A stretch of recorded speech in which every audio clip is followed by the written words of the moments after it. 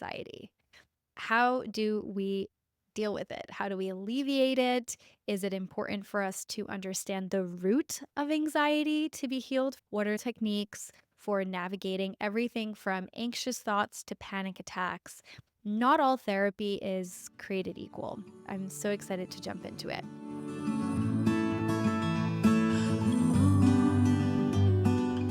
Hello, everyone, and welcome back to the Other Way podcast. I'm so excited to have you on here because we are going to be talking about a topic that is near and dear to my heart. I've suffered from anxiety for over a decade, and I have done everything from talk therapy, CBT therapy. I've tried internal family systems. I've also spent a lot of time trying to psychoanalyze the root of all of my anxious feelings. It wasn't until I really started to lean into Buddhist philosophy, which teaches the witnessing of thoughts and accepting all thoughts, good, bad, those in between. It wasn't until I started to explore acceptance that I really noticed something shift in my relationship with my anxiety. Acceptance is very different than apathy. It's not giving up, it's just accepting, which we'll dive into.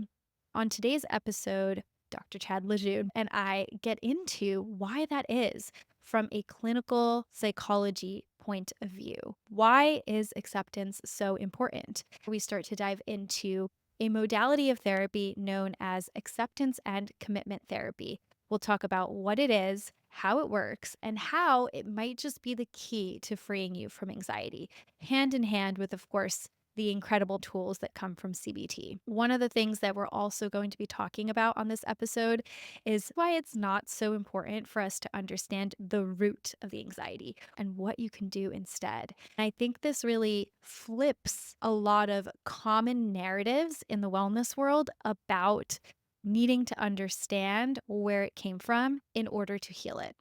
This episode is chock full of knowledge, and I'm so excited to jump into it. Now, before we jump into the episode, I want to share one more important announcement. In celebration of this podcast hitting over 100 episodes, we are doing a very special giveaway. We are giving away a $100 gift card to one lucky podcast listener from now until March 11th. In order to enter, all you have to do is hit the subscribe button on Apple or Spotify podcasts or both. Every single review helps the podcast grow. If you have been a listener and you want to continue to expand the reach that we're able to have with these stories, with these incredible guests, please hit the subscribe button and leave that review and submit yourself for the giveaway. 2 reviews, so one on Spotify and one on Apple, will be 2 submissions, so increases your chances of winning the gift card. Without further ado, let's jump into the podcast and welcome Dr. Chad Lejeune to The Other Way.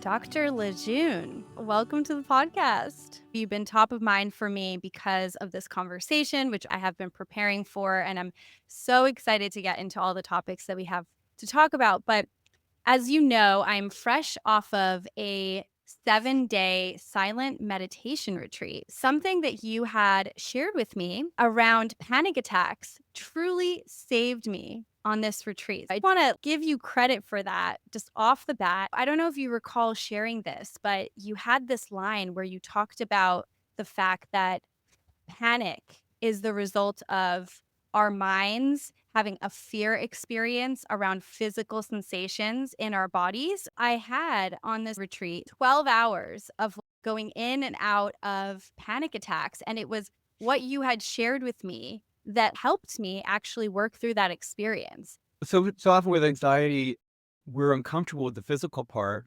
and we want to slam on the brakes and stop it when it starts. And it's like slamming on your brakes on an icy road, right? It's not going to work. It's just going to make things worse. So I think what you did is you were keeping your foot off the brake inside of working through it instead of trying to stop what you were feeling, which sounds like it worked pretty well. 100%. I will also share that the experience of allowing the anxiety versus fighting it, for example, doing some of the physiological things of breathing into my belly and just allowing the anxiety to be, it feels so counter what I wanted to do. But in that moment, it was so, so helpful. Great. Oh, I love that. So, with that little testimonial right there that I want to throw in at the beginning, I want to start with a question that I ask every guest, which is what are three words that you would use to describe yourself? So, so I'll tell you the first word that comes to mind, it's a kind of a strong part of my identity since I was a very young person. It's- And it surprised people, I think, when I use this to describe myself, people who maybe who've read my books or who've known me professionally. I think I'm a bit of a dreamer. I live a lot of my life and enjoy living a lot of my life in my head, thinking about how things might be slightly different than they are in a good way, imagining imaginary futures and other parts of my life that I haven't lived yet. The other thing is I'm very, at the same time, very nostalgic. I actually do a lot of pleasant looking at the past. I think I'm sort of this nostalgic sometimes for periods of time when I wasn't even alive yet. I love like music from the 40s and I also love old houses and just imagine myself living at another time and kind of romanticize earlier periods of my life. So I'm a dreamer, I'm nostalgic. And the third thing I'll say is I'm very practical, which sounds like a contradiction, but I think that I enjoy being in my head, but then I remember that I live in reality and that I have to get grounded in what's possible and be focused on actions and results. So those are my words. When I think of dreamer and thinking about the future or ideating about how things can be better, right? You made it sound very positive. But the flip side of that is thinking about what's wrong or what I don't have or what I could create or acquire or whatever. If you're dreaming about something that isn't quite in the present, there's a futuristic aspect to it. When I think of anxiety, at least in the way that I experience it in my own body, it's usually tied to thinking about the future, which then drives me straight into the practical side of planning and the worry around that and anxiety of time or urgency or whatever. Or I'm thinking about the past and something that I did wrong, or things were so much better back then than they are right now, especially in these times. It can be so easy to fixate on that. So, how do you balance all of those in your own life to not have it lead to anxiety, but to have this very positive relationship with dreaming about the future or having nostalgia about the past? I don't always balance it so well. In that, I think that living in your head, you're right. It can go both ways, right? You can think take it in a positive direction, or it can go in a negative direction. But I think what I try to do is notice when my thoughts are not really helping me, and especially thoughts and my judgments about things. I think one of the reasons I like to talk about dreaming and nostalgia is because it shows that our thoughts are not our enemies. They're not bad in and of themselves. We can have thoughts that are helpful and entertaining, but we can have thoughts that come along that take us to very dark places. And it's up to us to make choices about which thought we're going to buy into and which thoughts we're going to navigate more judiciously and more carefully. And I think of it as though you're sitting on a train platform or a subway platform and the trains are coming and going. That's what our thoughts are like, right? And so you want to pay attention to which train you're getting on, right? And there are certain trains that come along. We might just want to say, yeah, I'm not going to get on that train. I'm going to just sit here until it leaves the station and wait for the next one to see where that might take me, right? So it's not that we can't enjoy musing and thinking and remembering, but we want to be careful consumers of our own thoughts, and that we want to, be Mm. practical in deciding which thoughts are going to really help and enrich us, and which thoughts are just going to be upsetting and maybe keep us from being our best selves. I love that. So there seems to be a reflective quality there and a discernment quality there. It sounds to recognize, okay, it's not the thought itself, it's the story around the thought or the emotional charge with the thought. And do we want to get onto that train, so to speak, with the thought itself? You know, this obviously resonates, but at least in my experience, one of the things that I've noticed is that sometimes pleasant thoughts can quickly turn unpleasant, right? I might have a new idea for a product or some way that I can be of service in the world. And then immediately that's followed by the anxiety of feeling like an imposter or the urgency of not having enough time or the fears of the competitors out there. So this pleasant thought of possibility suddenly turns into a negative thought. How would you describe that phenomenon? Because I feel like it's quite common. I think that makes sense. This is how the mind works. That certainly when we're thinking about something that we want to do or accomplish, or a new place that we want to go to, our mind is trying to protect us and alert us to all the things that could go wrong by going in that direction. So I think what we want to really do is expect that to happen and to make room for those thoughts, make room for those passengers that get on the crowded trains and realize that we don't have to get off the train just because those passengers got on, and we don't have to get rid of those passengers. What happens very quickly is we shut ourselves down by trying to address those fearful thoughts, those what if thoughts. And instead, I think we want to be able to get more comfortable with having those doubts hang out, right? Letting them be there and making room for them and realize that there is uncertainty in life. And we want to make room for that. We want to be able to move forward even with doubts, right? Yeah. So often people think that they have to eliminate all doubts before they can move in a given direction. And if you wait for that, you're never going to move. You're going to be sitting there in your head coming up with more doubts. So it's changing your relationship to those thoughts, not to get rid of them, but so that they don't get in the way. We're accepting them so that they don't stop us from taking action. And I think the other thing that comes in there is we don't just have thoughts, right? We also have a sense of wanting things and valuing things. And that is not as changeable as our thoughts, which tend to come and go, and they can be positive, they can be negative. But our values are more stable. Our sense of what we want our life to mean is something that tends to be constant. And we really want to connect with that and let it guide us through all of those thoughts and around all of those thoughts. It's a vision that we Mm. can hold that can help us to not be shut down by things that pop into our minds. Oh my gosh, that is so huge what you're calling out, that values perspective. But before we go there, I want to ask something that I feel like a lot of the audience probably has come up. Is it realistic to think that we can get rid of those negative thoughts? Is that the goal? Maybe not getting claimed by them, not to get on the good thought train, then get off and go on the imposter train and immediately get off and go on the I'm unworthy train. Like we're just having this almost like spastic experience. Is the goal to eventually not have so many of these intrusive negative trains come on that we want to get onto? Or is it that we are able to see them and recognize them and we sit with them and we let them pass?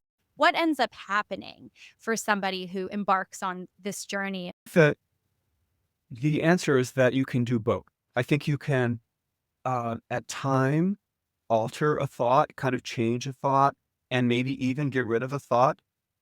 If you have a thought that isn't really supported by the facts, it can help to examine the facts. It can help sometimes to test a thought, like at the hypothesis, right?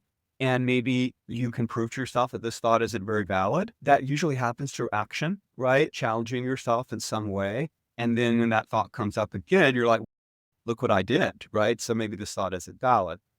Too often, even though we have a lot of positive experiences, negative thoughts from the past will come around and they still feel true. So, for example, it's really common for me to talk to someone who has done very well professionally, who has continued to promote in their field, who has a lot of glowing performance reviews. But on the inside, they still feel like an imposter or like they're not really good enough. And so very often we can have all the evidence in the world that you think would change that thought, and it just doesn't. And that has to do with the way our minds work. Our minds are very sticky and they tend to want to err on the side of caution. And so they're going to believe the most negative thought that comes along. Those thoughts are really compelling and they're there to protect us. And so they're designed to be compelling in a way. And so instead of spending too much effort trying to change a thought. If it doesn't change quickly and easily, I think it makes more sense to change your relationship to that thought. If you think of the thought as that annoying next door neighbor that always has the same thing to say, right? And you're going to be nice and you're going to spend a few minutes talking to that neighbor, but you're not going to necessarily make that neighbor your best friend. You're going to manage that relationship so that you can tolerate living next door to this guy, right? For maybe a long time. And our thoughts are a little bit like that. Sometimes they're just not moving. They're going to be there. We can do some relationship management, right? And that is a different approach. Cognitive behavioral therapy is very helpful and very much about changing our thinking, but acceptance-based therapies are more about managing our relationship to the thoughts. So it's just in the same way we would accept that neighbor, and instead of trying to get them and telling them to move or moving ourselves, we're going to work on the relationship so that it becomes less of a problem. So well said. And I absolutely love hearing this coming fresh off of a meditation retreat. By the way, context for the audience, I was on a 7-day retreat, no talking, meditating probably about 12 hours a day. It wasn't all sitting. It was like sitting, walking, sitting, walking. You could also go on some hikes after lunch. We did eat 3 meals a day, right? But no talking, not even to the person with whom I was sharing a room. Many crazy things happened, including like a full day of panic attacks where I came face to face with being able to look at fear as a distraction, honestly, and navigate that.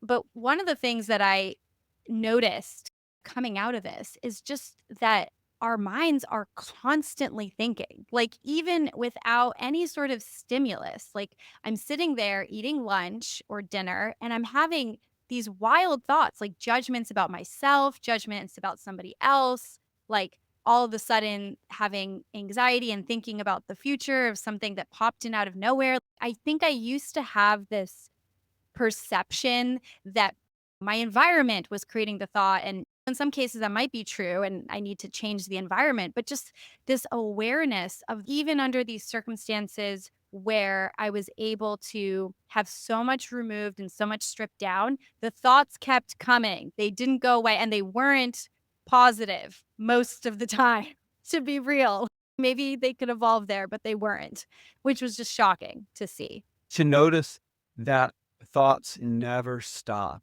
Even when we're sleeping, we're dreaming constantly. We tend to remember the dreams best that are closer to reality, where we're dreaming about things like people and places that we can see. But a lot of dreams are actually just thought dreams, where we're having thoughts as we sleep that are sometimes represented in visual ways.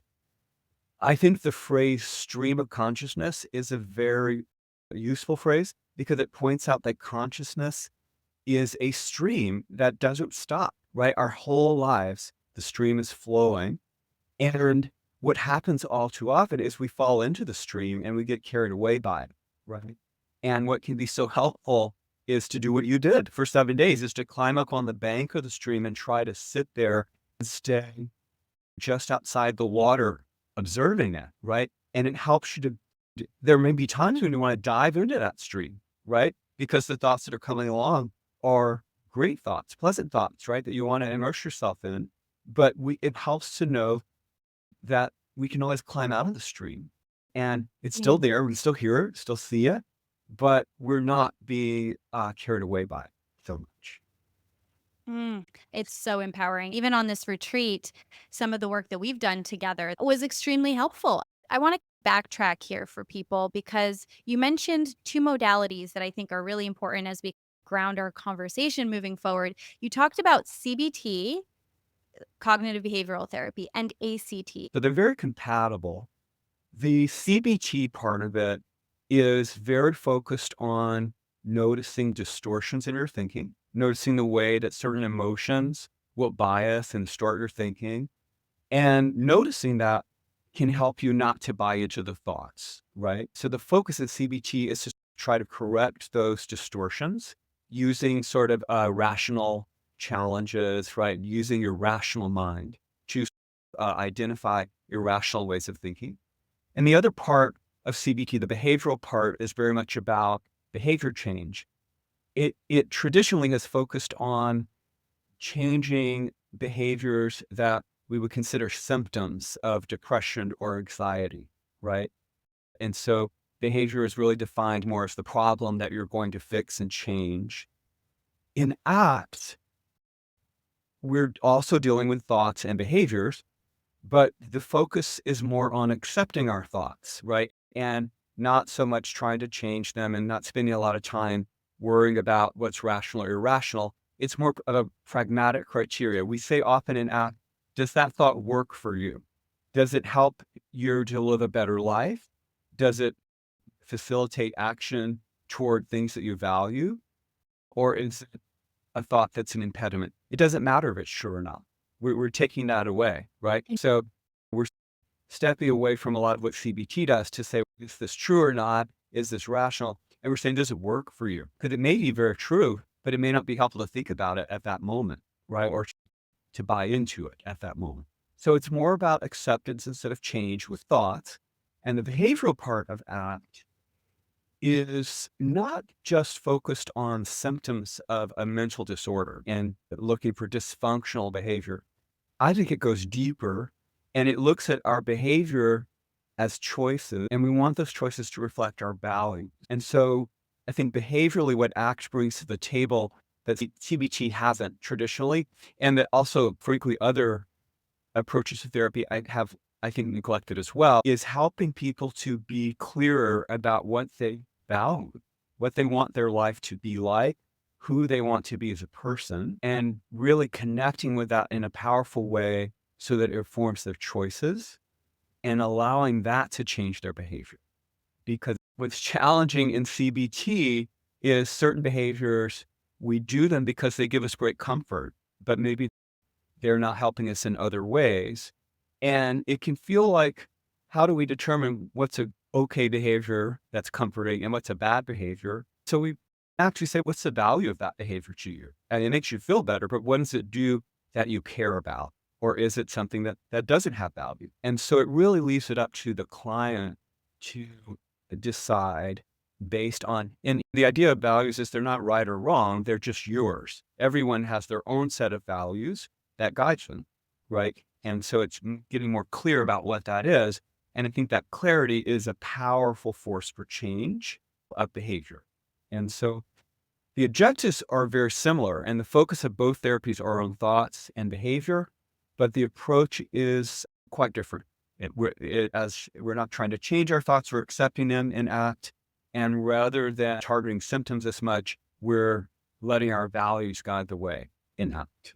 I think both modalities are so powerful as I have engaged with both and been able to see the benefits personally in my own life. But I think that there's just something so special about being very proactive in not just talking about the problems, which I have traditionally experienced with a lot of different kinds of talk therapy, but also really starting to, as you talked about, take some actions, right? Whether it be CBT types of behaviors or whether it be ACT types of behaviors, there is some that you're able to do to move yourself forward as well. And those almost feel like seeds that plant for future thoughts or future outcomes. I think there is this sort of idea in more traditional old school therapies that if a person can gain more insight into into themselves, more self-understanding, and if they can think in different ways, that will create dramatic changes in their choices and their behaviors.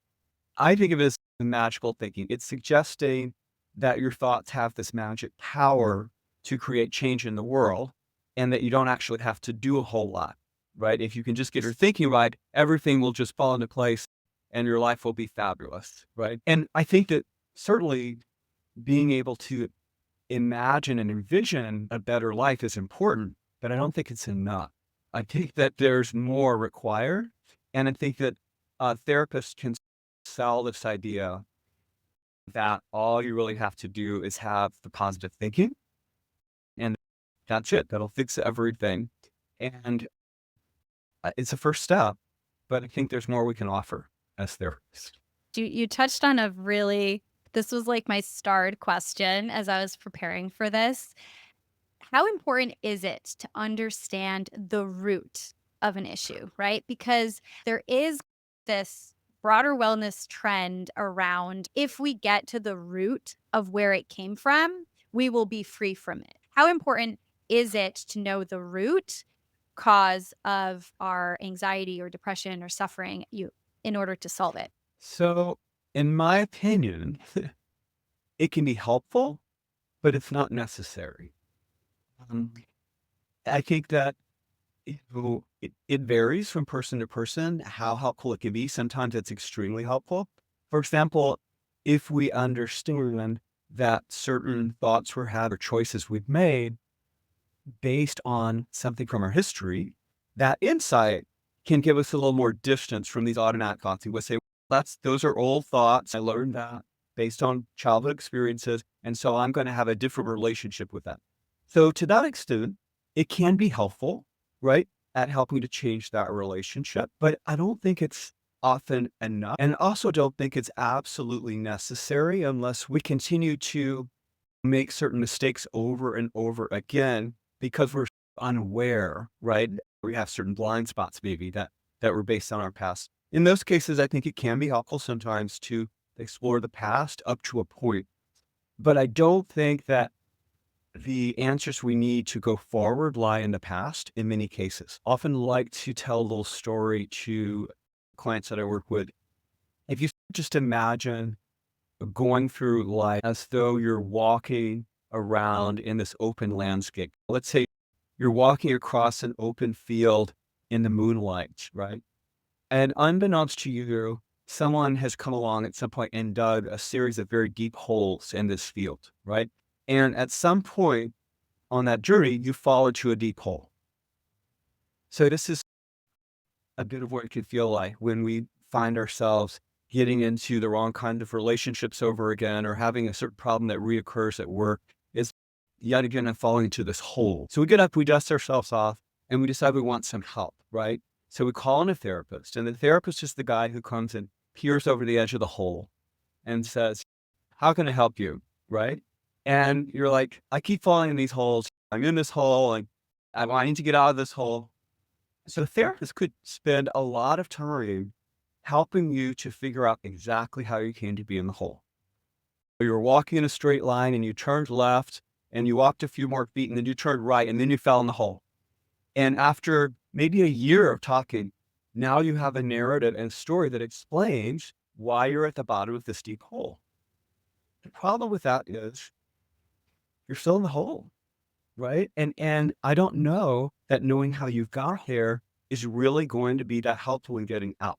So I think the therapist's job is Mhm. often in part to figure out how you got there so that you don't fall into another hole immediate, but also to help you get out of the hole, to give you some tools like maybe a ladder, right? That you could use and to talk to you about how to use a ladder and to guide you up the ladder and to help you out of the hole.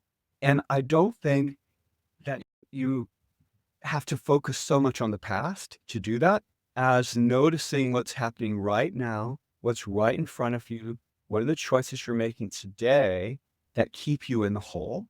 And what are some different choices that move you closer and closer to being out of the hole? That's so powerful and also empowering. It occurred to me that going back to figure out how you got into the hole and all the prior holes is spending a lot of time in your thoughts thinking about the past holes, right? And if you're trying to analyze it because that's the way you're going to solve it, that's a lot of reinforcing of thought patterns, which are not the ones that I want to reinforce, right? You said that understanding the root cause can sometimes create some distance. But if I hear you describing what CBT does or what ACT does, there is that distance that is created just by becoming aware and perhaps making different choices or changing your relationship to the thought because you're not going into the hole in that case. You're seeing the hole and you're maybe feeling the pull, but you're not necessarily jumping right in. Do I have that right? Absolutely. I think that you, we can lose that distance when we spend a lot of time telling stories about our past and thinking about our past. reinforces a narrative and a story, and we start to use it sometimes as an explanation for our current choices, not recognizing we could choose to do something quite different, not recognizing that we're not bound by that history. And so instead of saying, how could I respond differently? We say, I'm responding this way because, and we give the reason, and it lets us off the hook a little bit sometimes. I think very often that searching in the past sort of gives us a reason to continue being exactly the way we are, makes us think that maybe we can't change. Right. And sometimes just looking at what options we have today gives us that sense of empowerment to just make a choice that may be different from what we've done before. Huge. I think that's so huge. I want to talk about the concept of accepting our thoughts. So you talk about ACT or ACT, that the A in ACT stands for acceptance and commitment therapy. So one of the things that at least I previously believed is that acceptance is almost like a giving up of some sort. So could you speak to what accepting or acceptance means in the context of ACT? Sure. So a lot of clients coming into therapy where ACT or any kind of acceptance is introduced have that reservation. They think, wait a minute, you're telling me to just give up, you know? And the thing is, it's really a matter of what you're accepting. So usually in ACT, we're not talking about accepting the problems that you come in with, right? What we're talking about is accepting that changing those problems is going to be difficult and uncomfortable. Right. So what we're accepting is that thought action is sometimes painful and making choices that align with our values is sometimes difficult and there's uncertainty, right? So we're accepting the thoughts and the things that are a barrier to taking the action that we value, right? So that we're not feeling that we have to eliminate or change those thoughts before we take that action. People think of the word acceptance an apathetic word, right? So when we say, I accept that there are bad things in the world, I accept that there are hungry people, right? So that means I don't care. But that's not the kind of acceptance we're talking about. We're talking about if you do care, then it's accepting that solving these problems is going to be difficult, right?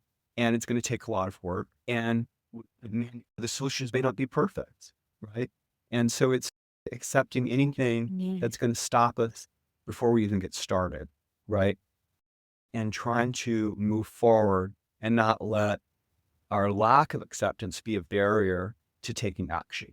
It also sounds like it goes full circle with anxiety, that the resistance to the anxiety can sometimes make it worse in the moment. I reflect on, let's say, feeling like an imposter or feeling scared to do something. Like, just accept that, okay, I wish I felt super confident in this moment, but right now I'm feeling some fear and this is coming up. And my thought is that I think that I'm not good enough. But just accepting that is what's coming up as opposed to all the things that we usually do to cope with that. Go on Instagram or procrastinate on the task or run away from it. Accepting a thought is not the same as agreeing with it or saying that it's true. And very often what we do because we can't accept something is we try to control it away. We're trying to get rid of things that we don't like, but often those energies are better spent just working around those things that we don't like so that they're not barriers to action. So powerful. This kind of also links to another question that I think comes up a lot, which is, let's say you have a negative thought. In the wellness world, there is this notion of positive affirmations that instead of saying, I'm an imposter, we say, I am a confident leader. You try to change the negative thought into a positive one. I've heard you call this a mirror of a negative distortion. Could you speak to that a bit? Sure. So I don't think there's anything wrong with having positive thoughts, right? Or even giving ourselves a pep talk and trying to think in a more positive way. But I think there is a bit of a danger thinking that's all it's going to take and that those positive thoughts have magic power, right? So the thought, I'm going to be a millionaire, that's a great thought and it can get us very motivated.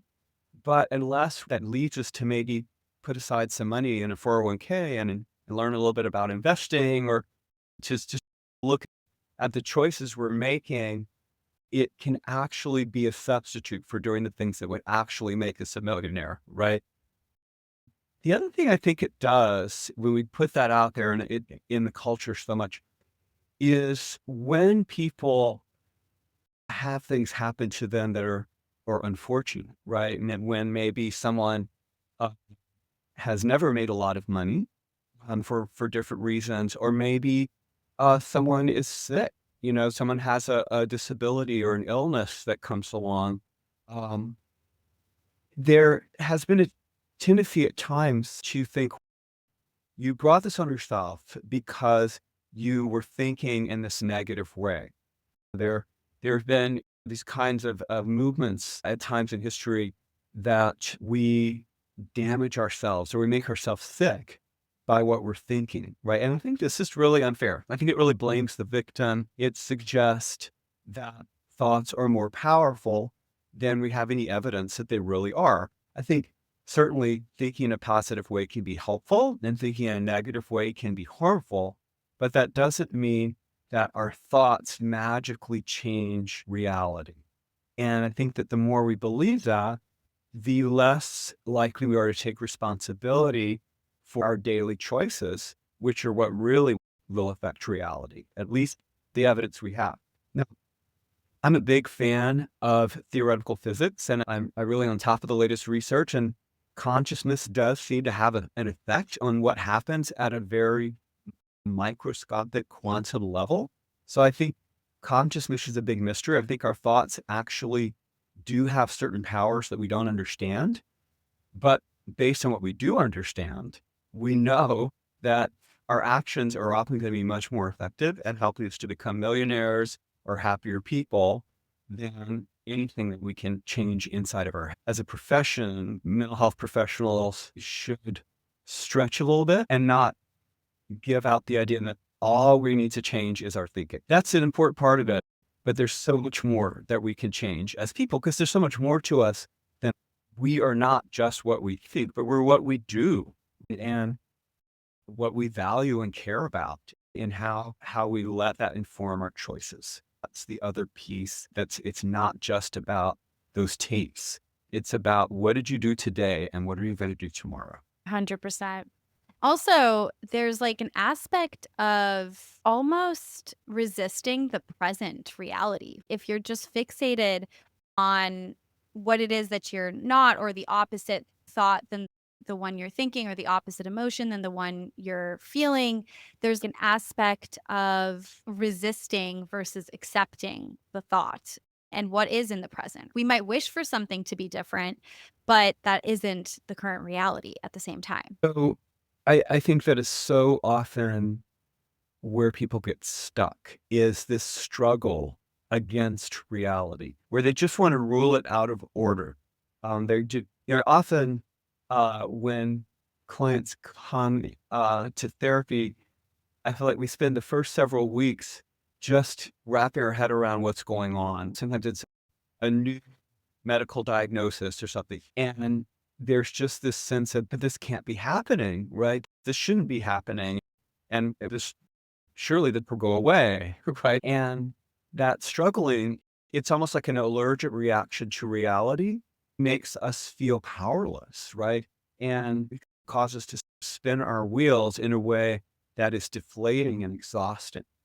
That's huge. Dr. Chad, I could speak with you for hours, but we're actually coming up on time. So I would love to have you share with our audience, where can people find you?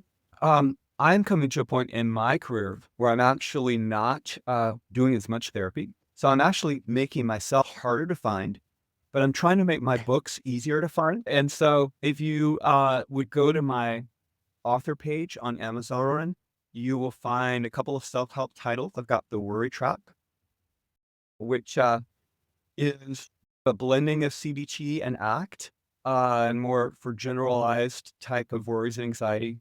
More recently, I have a book called Pure OCD that focuses on the obsessive part of anxious thinking, thoughts that kind of get stuck in our head that we struggle with. It's really about changing our relationships to problematic thought.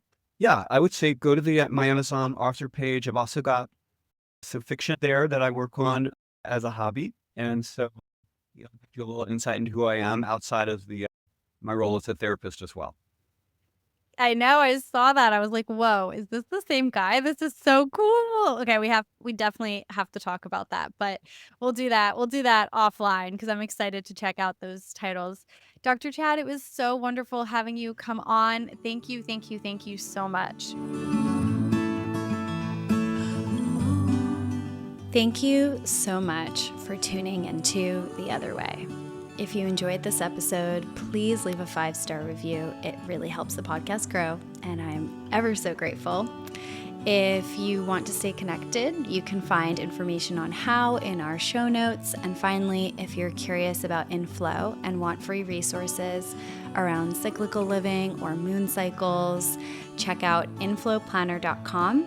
And of course, for all my listeners, you can use the code podcast10 for 10% off any purchase.